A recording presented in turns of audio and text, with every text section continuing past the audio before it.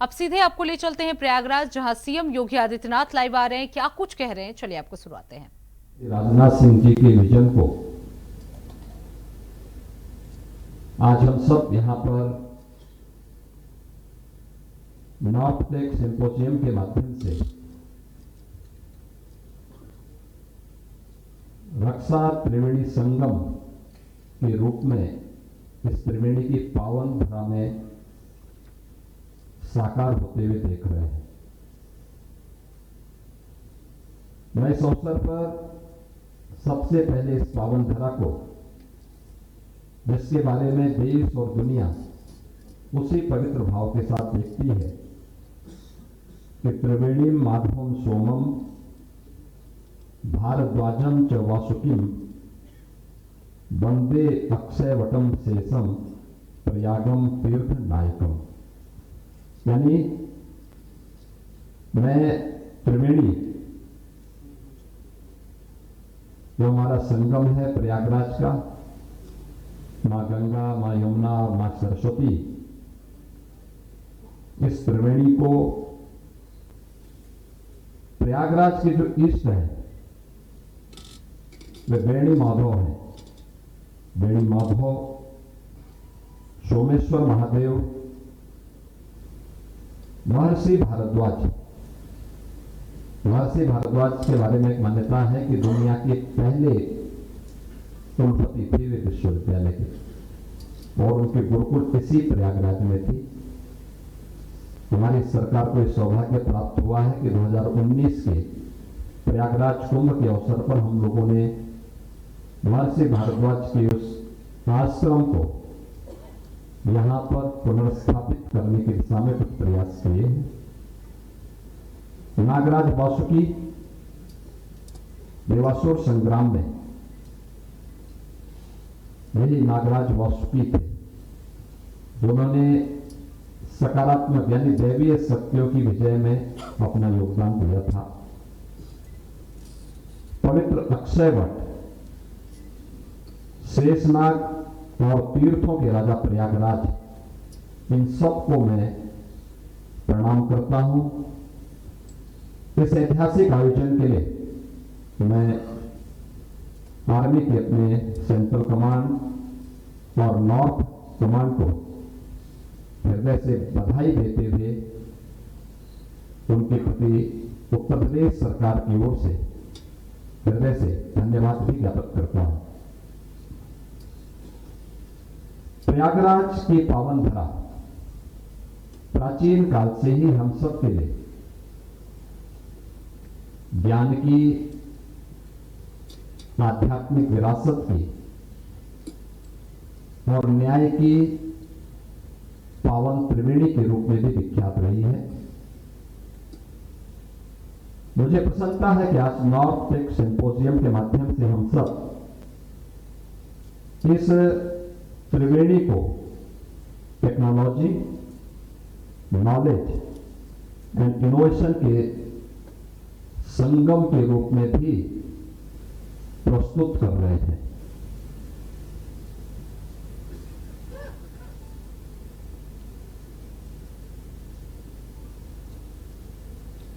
हमारे यहां हम सब इस बात को मानते रहे हैं, हमारे भारतीय मान्यता भी रही है और हमारी भारतीय संस्कृति ने सदैव इस बात को अंगीकार भी किया कि अयम नीच पुरोवेति गणनालव चेतसाम उदार चरितानाम तो वसुधैव कुटुंबकम। ये केवल एक श्लोक नहीं है, संपूर्ण वसुधा को एक परिवार के रूप में अपने साथ जोड़ने और उसके प्रति उदार भाव, यह भारतीय संस्कृति का सदैव से एक प्रेरणा रही है। लेकिन उदारता हमारा संस्कार है, करुणा हमारा स्वभाव, परंतु हमें यह ध्यान रखना होगा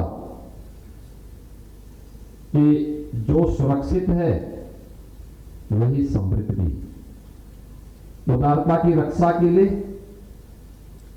उतनी ही शक्ति भी चाहिए, उतनी ही सामर्थ्य भी चाहिए।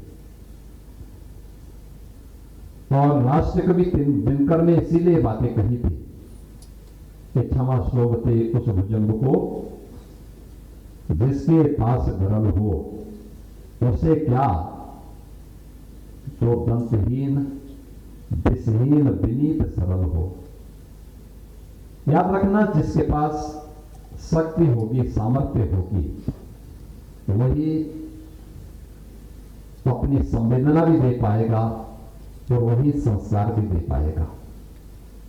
अर्थात शांति और क्षमा की भाषा केवल वही सार्थक बोल सकता है जिसके पास उतने सामर्थ्य हो। आज हम अपनी सामरिक और आंतरिक शक्ति को इसलिए नहीं बढ़ा रहे हैं कि हमें किसी पर आक्रमण करना, तो इसलिए कि हमारी उदारता को कोई हमारी व्यवस्था न समझने की भूल करे। राष्ट्र की समृद्धि के लिए यह सामर्थ्य हमेशा अनिवार्य है। समृद्धि केवल संसाधनों से नहीं आती, इसके लिए सुरक्षा, स्थिरता और सामर्थ्य का मजबूत आधार उतना ही आवश्यक भी होता है। उत्तर प्रदेश में 2017 में सत्ता संभालने के बाद हम इन बातों को जानते थे, क्योंकि उत्तर प्रदेश की जो छवि थी,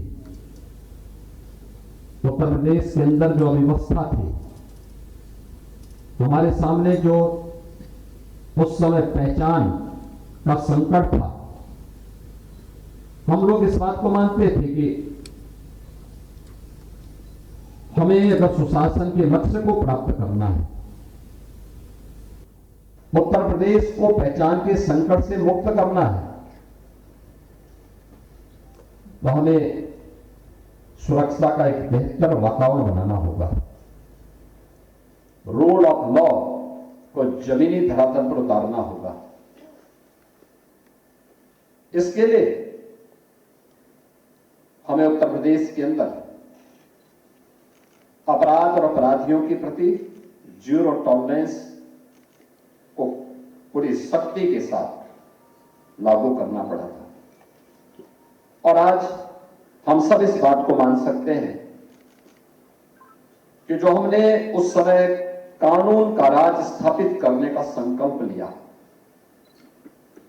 आज उसने उत्तर प्रदेश के इस मॉडल को तो सबका ध्यान उस ओर आकर्षित किया ही है। इसने उत्तर प्रदेश के अंदर एक बेहतरीन इकोसिस्टम डेवलप करने में भी मदद की। आज हम कह सकते हैं कि भारत का सबसे अच्छा इंफ्रास्ट्रक्चर यूपी के पास है। एक्सप्रेसवे के रूप में, हाईवे के रूप में, रेलवे की कनेक्टिविटी के रूप में, मेट्रो के रूप में और एयर कनेक्टिविटी के रूप में। आज सुरक्षा के प्रति सरकार का पहला जो प्रायोरिटी सेक्टर हमारा था, उस पर ध्यान देने का परिणाम क्या है? आज देश और दुनिया का हर बड़ा निवेशक, हर बड़ा इन्वेस्टर यूपी के अंदर आकर के निवेश करना चाहता है। आज सुरक्षा का परिणाम क्या है? कोई भी सरकार निर्णय लेती है, उसको प्रभावी ढंग से एक समय सीमा के अंदर जमीनी धरातल पर उतरने में बहुत देर नहीं लगती।